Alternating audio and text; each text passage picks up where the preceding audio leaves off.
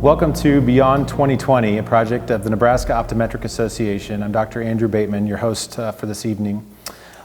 Today is the third part of our Children and Learning series that we've been doing, and I have Neil Powell and Dr. Kristin Reed joining us this evening, so thank you both for being here. Thank you for having us. I see both of you have now been involved in the Nebraska Foundation for Children's Vision for, Kristin, has it been about 5 years at this point? Kind of indirectly. I took over as chair earlier this year and started my involvement with the board about a year prior to that. Excellent. And then just on and off projects in between. Excellent. And Neil, you've been the consultant now for how long have you been running the show behind the scenes? I just did the math on that since 1998.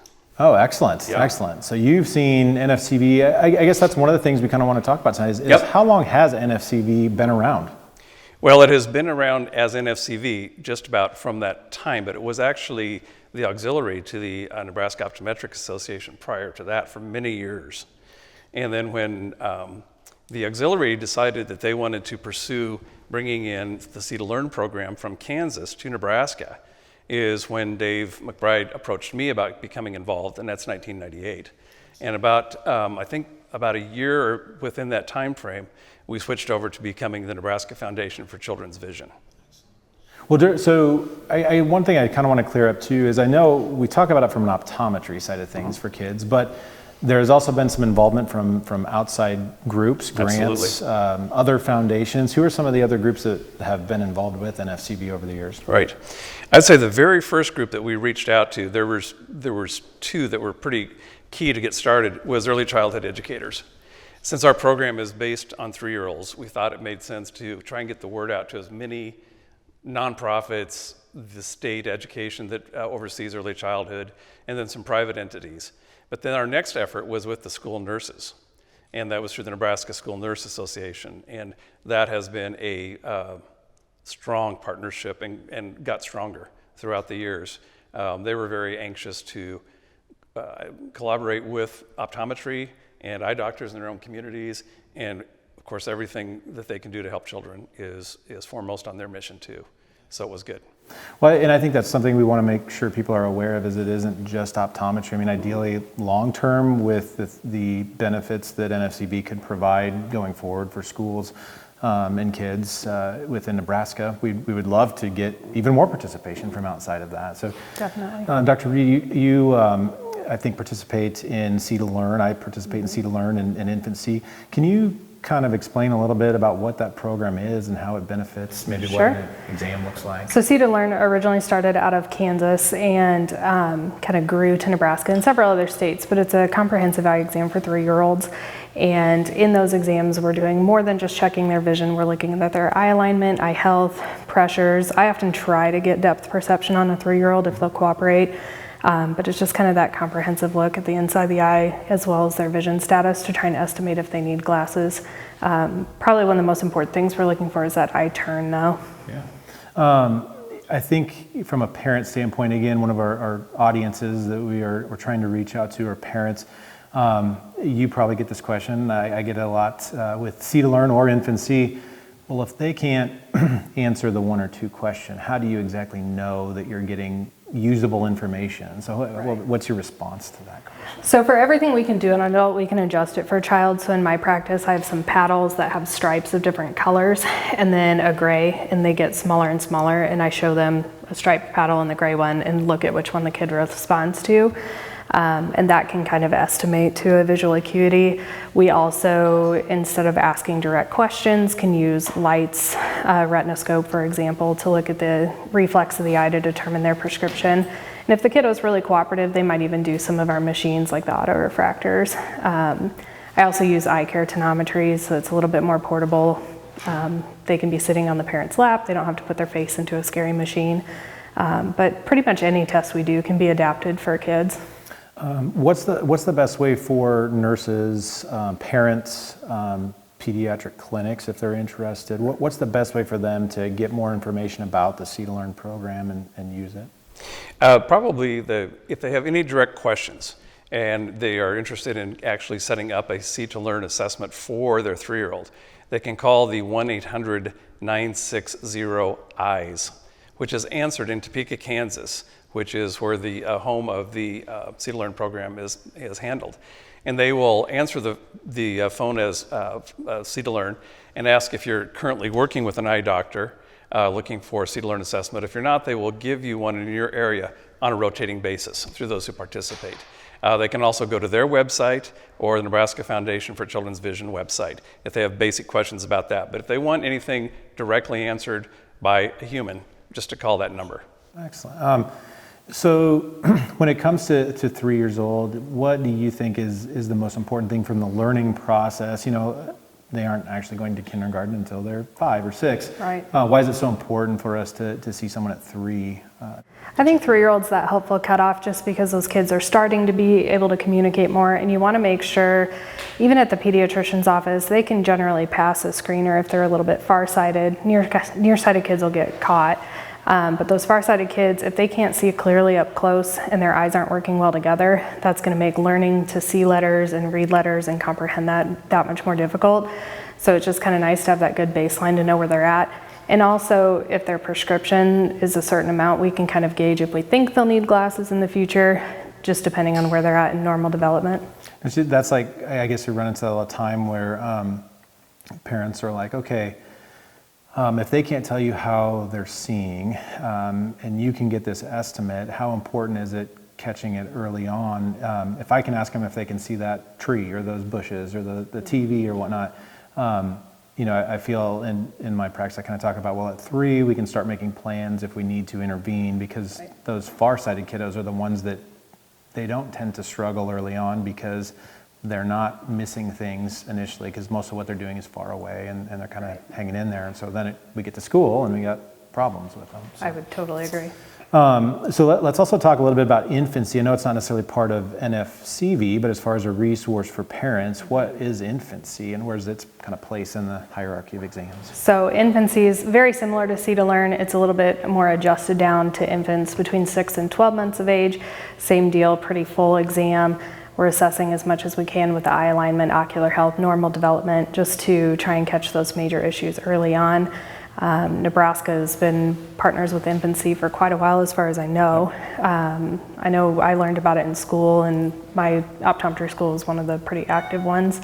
And so I don't even know life without Infancy. I've been an Infancy provider since school. Yeah, that's another interesting one too, right? Because you get those kiddos that have a big difference in prescription just between the 2 eyes, and early on, even though we have a wide range of accepted prescription for development, if we can see that difference and kind of start talking to the parents about what we need to watch for as far as eye turns or whatnot, it's pretty amazing. I know you've probably had the patients that come in for that 5-year-old first time exam, and turns out there's a huge difference between the 2 eyes, and they've gotten by. Kids are very pliable and elastic in terms of making do with what they can see, and they don't know to tell people about it. So that's another early way to kind of catch that. So, so as far as the groups that we've worked with outside of optometry, would you say the school nurses have been the most receptive to this, or is there somebody else? Is there another group that has really utilized the idea of See to Learn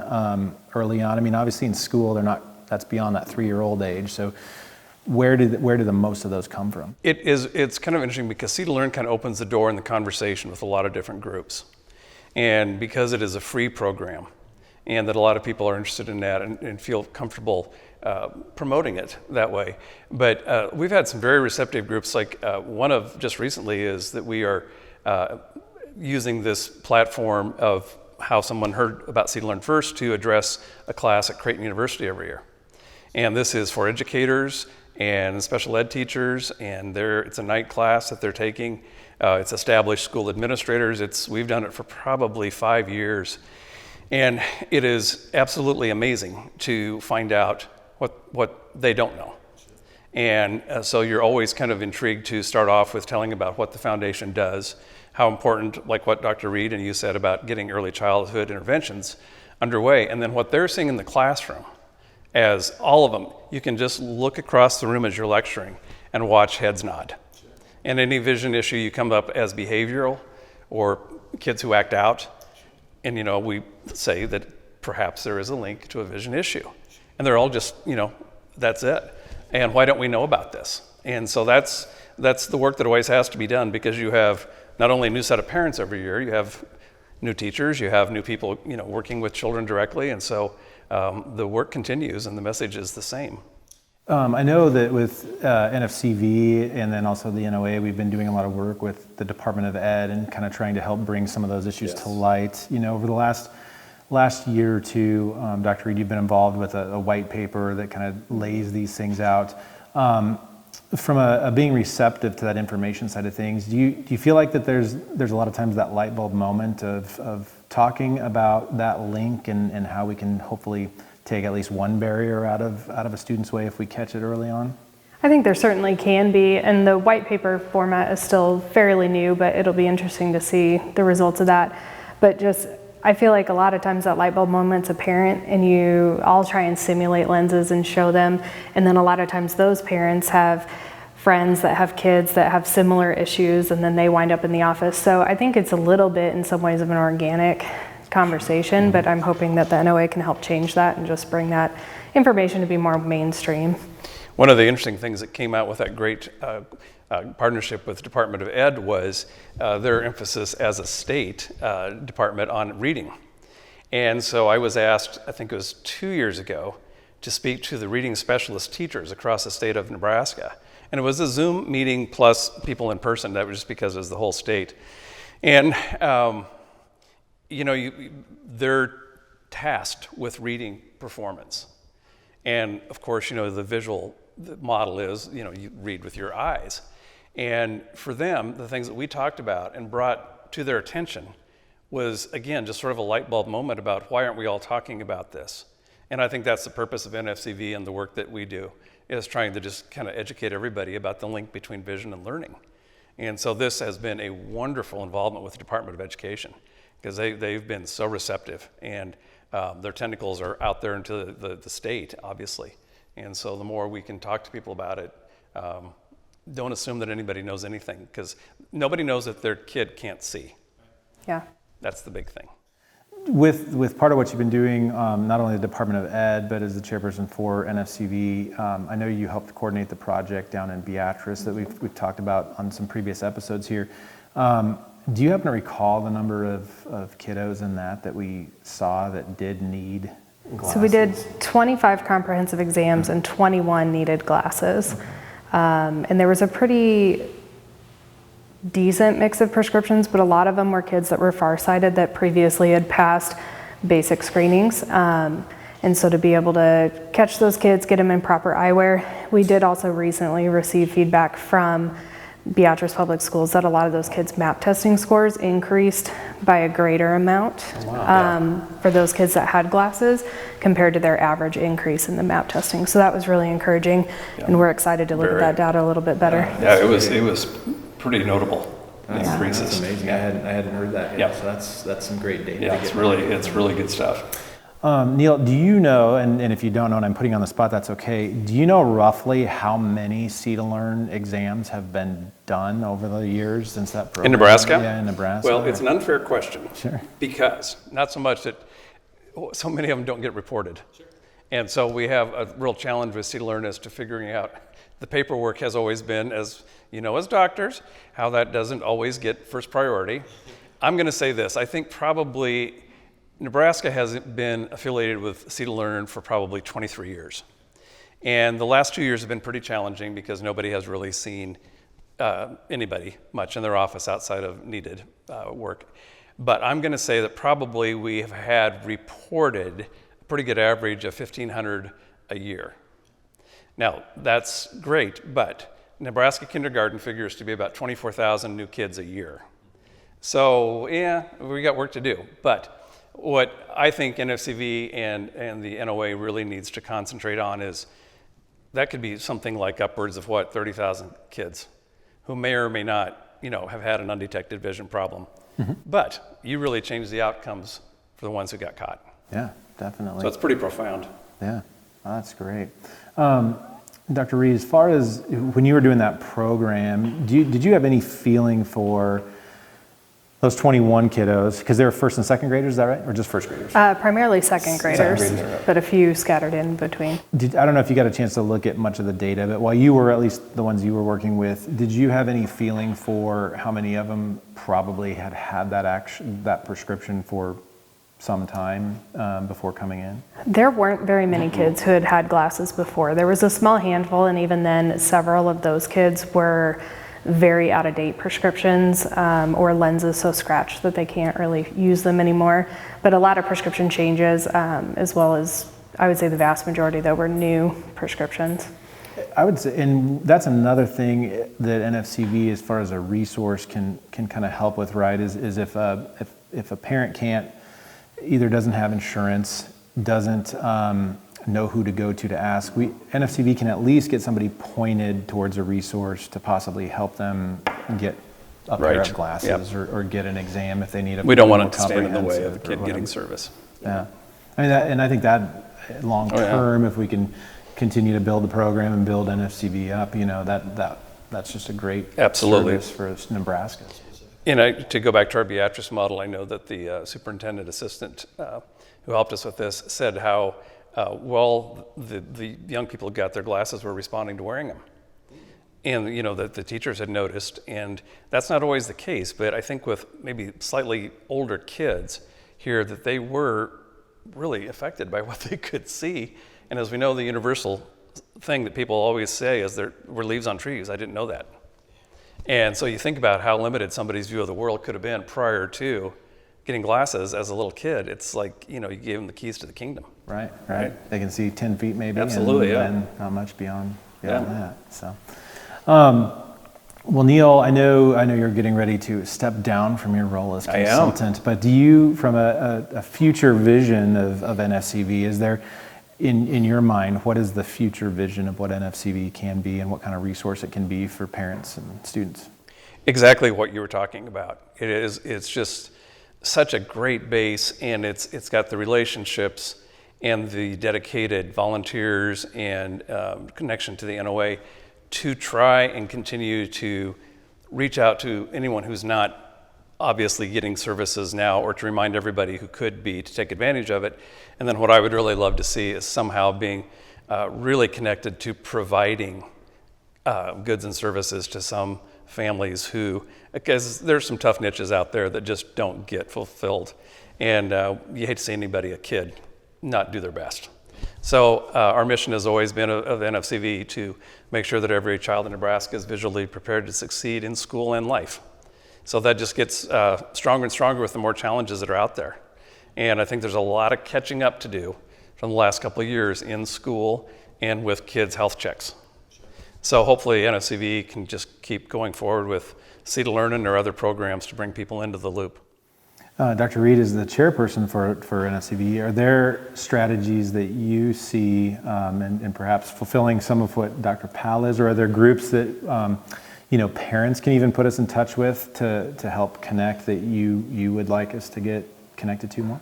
Yeah, I mean, potentially we'll obviously miss Neil and his guidance as we keep kind of plugging away and moving forward, but in terms of trying to expand the services, we would love to be in partnership with school nurses, potentially Head Start programs, early childhood care providers, daycares, just to try and get those resources right away. School administrators are a great resource as well.